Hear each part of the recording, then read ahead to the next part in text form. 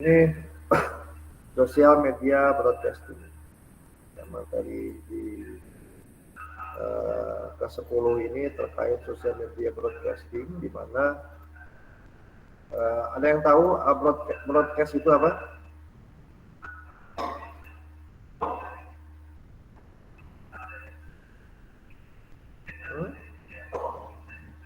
Ayo, ada yang tahu nggak? Enggar, Anjis, Alia, Andi Mas. Ini namanya benar, nama aslinya Andi Mas.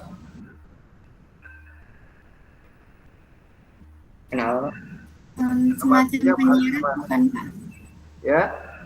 Broadcast itu semacam penyiaran bukan Pak? Ya, bisa. Broadcast itu salah satunya di alat penyiaran. Oke, saya akan coba. Ya, silakan. Ada yang lagi yang mau jawab? Media komunikasi ya Pak? Ya, media komunikasi bisa. Artinya juga ya penyiaran tadi, media komunikasi itu apa lagi?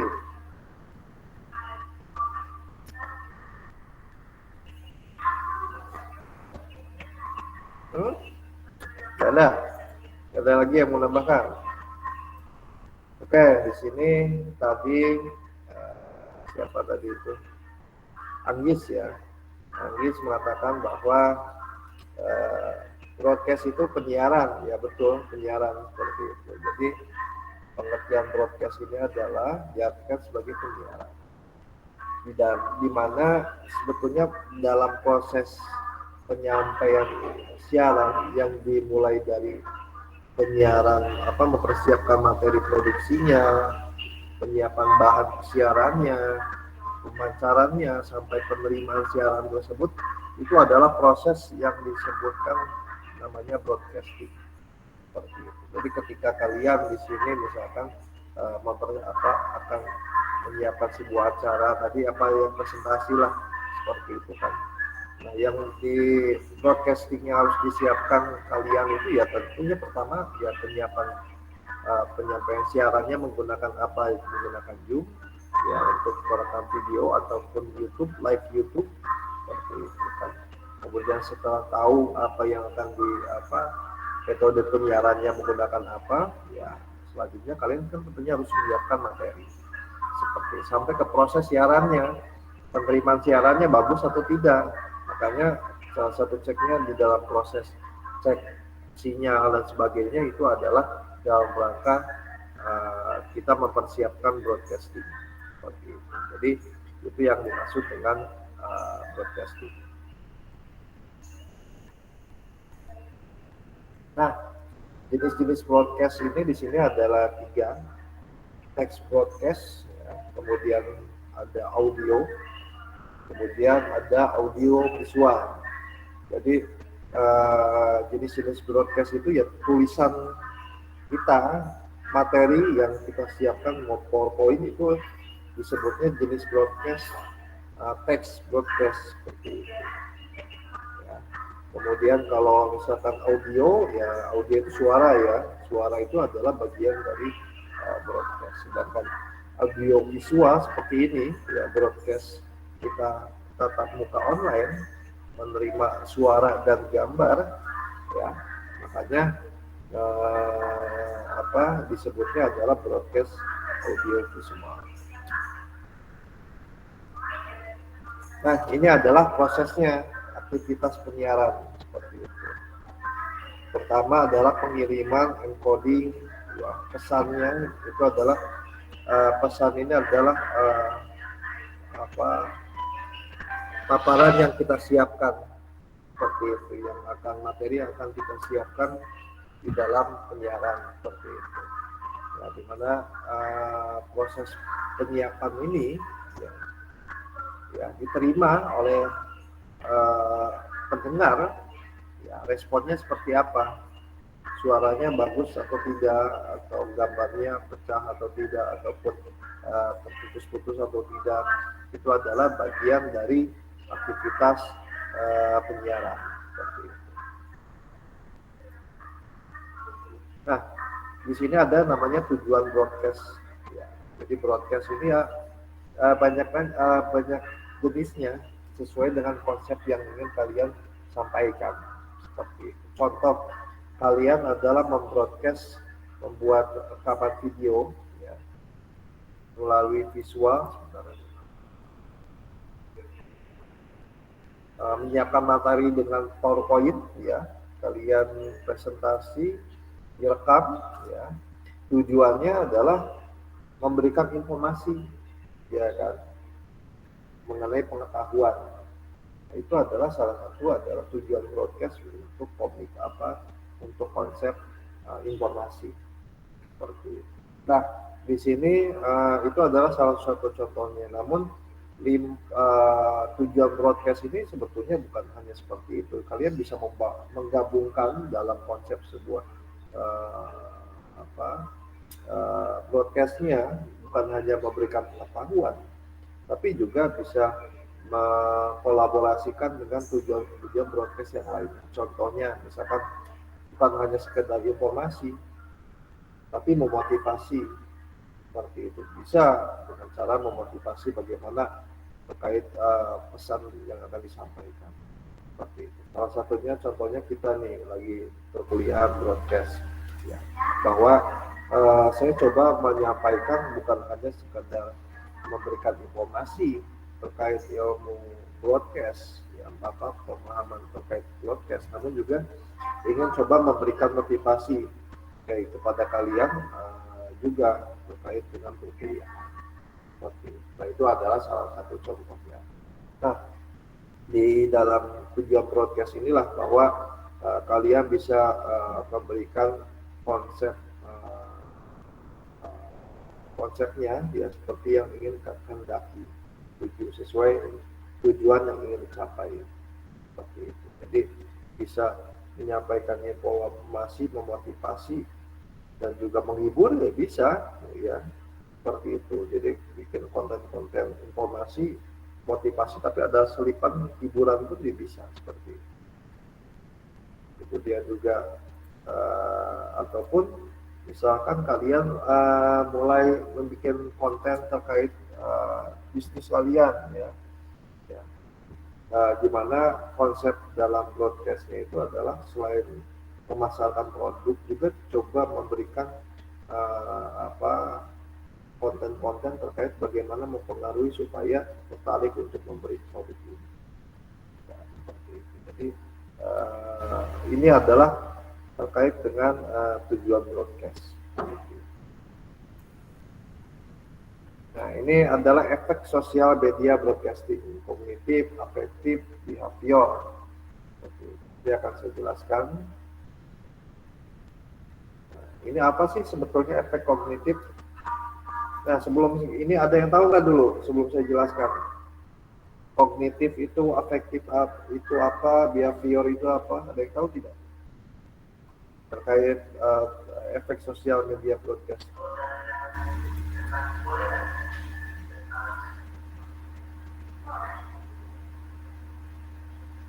Iya? Sudah tahu? Oke, kalau tidak ada yang tahu, kalau ini kalau tidak tahu jangan diam, bilang aja tidak tahu Bapak, gitu dong ya. Baik, jadi saya akan coba jelaskan. Nah, ini efek kognitif. Jadi efek kognitif ini terkait dengan efek sosial media broadcasting, bahwa efek kognitif terjadi perubahan pada aspek yang diketahui, dipahami, dan dipersepsi khalayak. Ya. Efek ini berkaitan dengan penerimaan individu terhadap pengetahuan atau informasi. Broadcast perlu dirancang dan dikonsep untuk menarik perhatian audiens. Jadi maksud di dalam efek kognitif ini adalah bagaimana kalian membuat sebuah tema di dalam broadcast kalian, yaitu dengan cara memberikan efek sosial media secara kognitif, seperti itu, dengan cara mempengaruhi perhatian audiens dengan konsep-konsep yang lebih menarik, ya. Supaya apa? Supaya istilahnya selain memberikan informasi maupun pengetahuan, ya bagaimana caranya konsep yang kalian buat itu bisa menarik perhatian audiens sehingga tertarik. Seperti itu. Nah, sedangkan efek afektif, ya, efek ini timbul bila ada perubahan pada apa yang dirasakan, disenangi atau dibenci khalayak. Efek ini sangat erat kaitannya dengan emosi, sikap, atau nilai terhadap pesan, khususnya evaluasi positif ataupun negatif. Nah, maksud dari efek afektif ini ketika kalian merancang sebuah konsep broadcast terkait materi, ya, kalian ingin memberikan tujuannya adalah ingin memberikan apa ya, terkait dampak dari yang kalian buat sehingga si penerima ataupun si pendengar audiens itu merasakan senang ataupun merasakan benci terkait dengan apa yang kalian sampaikan di dalam konsep podcast kalian seperti itu. Namun kan itu kembali lagi bahwa tujuannya arahannya seperti apa, mau positif maupun negatif. Namun harapannya adalah pesan yang kalian sampaikan itu adalah tujuannya adalah yang ingin dicapai, yaitu adalah bagaimana mengubah sikapnya seperti itu. Ya, mengubah sikap yang sebelumnya menjadikan semangat untuk berubah sikap. Nah, ini adalah efek afektif. Nah, yang terakhir adalah di sini disebut efek behavioral, yaitu efek yang meliputi pola tindakan, kegiatan atau kebiasaan pola perilaku. Nah, cara orang bertindak dalam respon stimulus, efek ini setelah khalayak menciptakan suatu informasi dan menentukan sikap selanjutnya. Nah, yang dimaksud dengan efek behavioral terkait dengan dampak dari efek sosial media broadcasting, ya, bahwa di sini konsep yang kalian buat ya, terkait dengan broadcast dengan tema-tema yang ingin merubah kebiasaan ataupun perilaku seperti itu. Ya, dengan cara misalkan membuat konten-konten yang perilaku yang tidak baik, ya akhirnya diselipkan lelucon dan akhirnya tersadar bahwa oh iya ya perbuatan itu tidak baik seperti itu. Ya, banyak sebetulnya di TikTok itu membuat konten-konten yang merubah perilaku dengan cara istilahnya membuat konten kebiasaan yang buruk, ya akhirnya diberikan kelucuan dan ada sisipan moralnya seperti itu. Nah, dengan secara membuat konten itu sebetulnya masuknya adalah efek behavioral seperti itu, dengan memberikan menyimak si audiens itu menyimak bahwa kebiasaan tersebut ternyata jelek kayak gitu, dan secara di dalam mindset dia ya mereka bahwa oh ternyata kebiasaan itu jelek ya, dan itu bisa hasilnya dampaknya seperti ini ya, dampak hasil kebiasaan tersebut. Nah, akhirnya kesimpulan tersebut bisa merubah pandangan mereka bahwa kebiasaan itu tidak boleh terjadi dengan kita seperti itu. Dan nah, apabila kalian membuat konten seperti itu, nah itu adalah masuknya pada efek behavioral. Nah, ini adalah terkait dengan dampak-dampak efek sosial media di dalam broadcasting seperti itu. Ya, sedangkan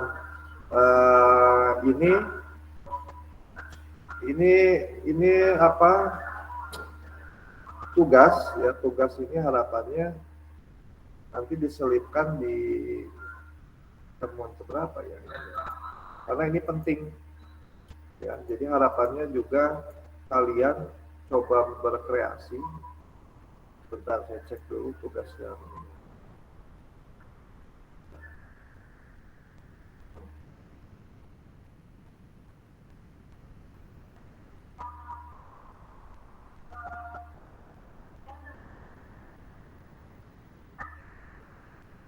Yang UTS kemarin ngerjain apa ya?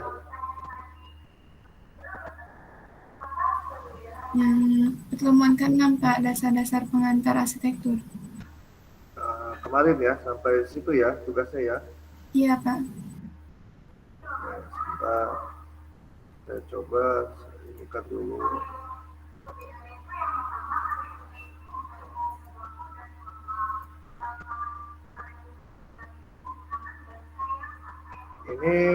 Ini kan jadi pertemuan ini dikumpulkan pertemuan berapa?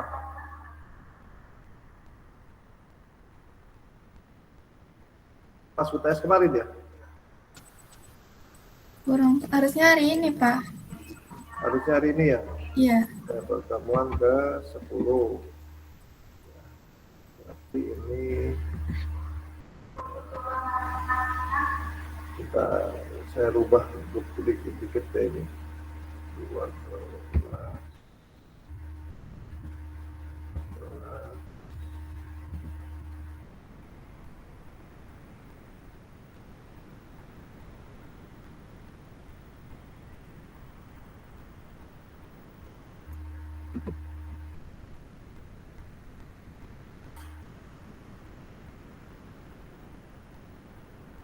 Ini nggak usah deh, dasar-dasar perencanaan nggak usah. Sebenarnya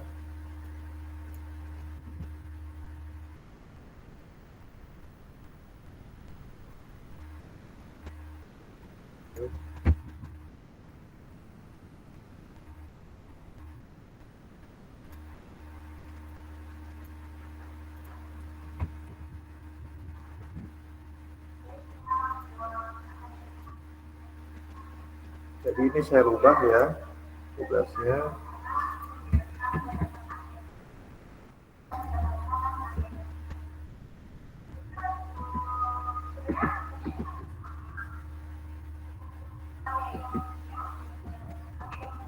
Kota studi ini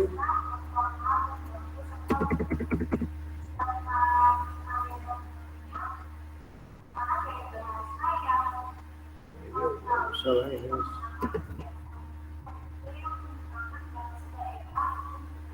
TikTok biasanya berapa lama ya? 3 menit Pak. 3 menit ya. Iya. Biar saya penasaran, kalau cewek kan perempuan kan sudah banyak tuh yang TikTok, ingin lihat TikTok yang cowok kayak gimana. Yang laki-laki. Ini 3-5 menit lah ya. Nah ini pertemuan ke-10.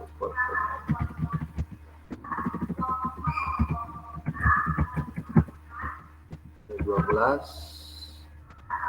14, 16 aja. Jadi ini digabung saja. Kalau ini penting juga biar kalian paham.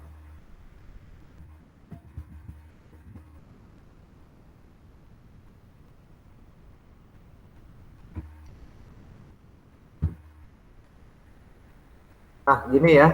Jadi ini kalian ini kan berarti pertemuan ke-10 ini dikumpulkan di upload ya di Instagram maupun di YouTube dan sebagainya. Nah, setelah ini selesai kalian membuat konten ya, mempromosikan program studi arsitektur pelita bangsa seperti itu ya. Bahannya bisa dari terkait dengan keilmuan arsitektur ya, terus misalkan ya konten-kontennya itu bisa dari pertama ilmu arsitektur untuk masa depan, dan kemudian pentingnya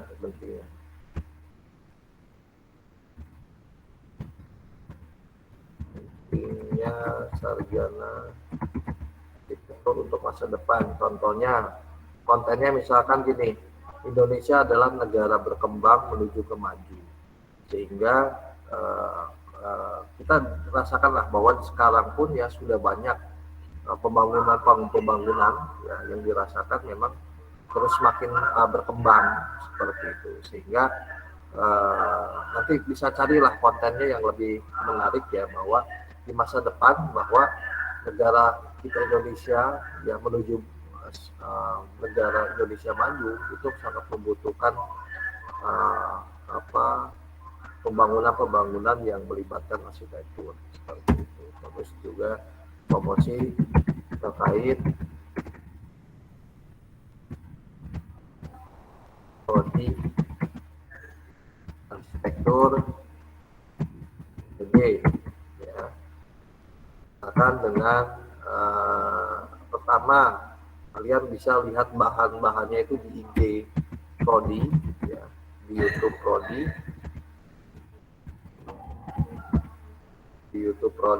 arsitektur UPB. Udah tahu kan YouTube prodi? Nanti saya share ya. Udah tahu semua YouTube prodi.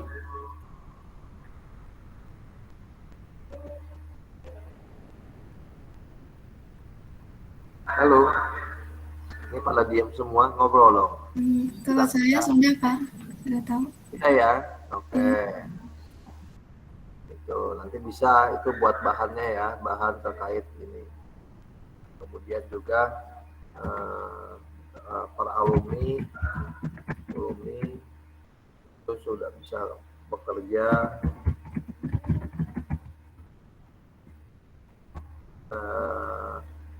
100% di dunia arsitektur. Ataupun istilahnya kalian bisa cari terkait dengan daya tarik arsitektur, dari mulai karirnya, penghasilannya dan sebagainya seperti itu kan. Terus bekerja di mana, itu bisa jadikan daya tarik di dalam konten, mempromosikan prodi arsitektur Universitas Pelita Bangsa.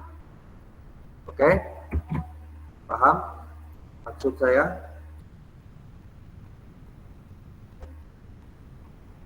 Nuril, Safety, Bengong, paham tidak ini? Paham. Paham, Pak. Oh. Paham, Pak. Wah, Michael Sebastian kayaknya mau langsung ide TikTok nih.